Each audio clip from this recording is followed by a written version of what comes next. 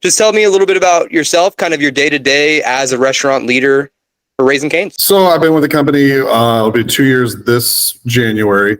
The day-to-day for me is basically making sure that, the trucks are good. We call it the COGS, cost of goods. Doing the math on that, trying to get it as low as possible, but not sacrificing business during the week. We get our trucks 3 days a week. Some restaurants get a truck on the weekend just to make sure that, the higher volume restaurants are good, as the weekend is our busiest time. During the day-to-day, we come in, try to get there about 3 hours early because we do prep our stuff pretty fresh.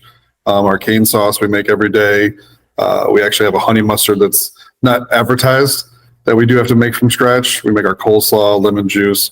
So there's a lot of prepping that goes into the mornings just to get through the day.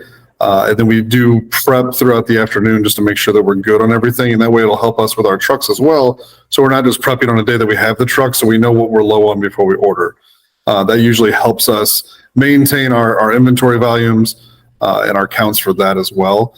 And then, during the morning before we get into opening for the customers to come in, we do our scheduling. We'll do our forecast usually daily.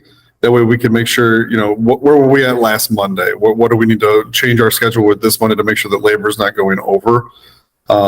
We get into market force, so we'll answer back any surveys that we might have had. We do like to call out on, compliment surveys. I know people focus on all the bad ones, but we do like to show the customer that we appreciate the good ones as well, and let them know that we appreciate their business and all the things that they did like about Raising Cane's, of why we want them to come back. We also get into, we use an app called Paradox, which is fairly new for us. We were using iCIMS before as kind of a recruiting tool.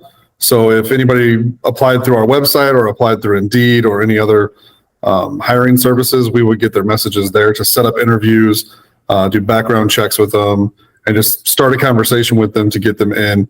And then try to set up orientations, because one of our mottos is that we're always hiring.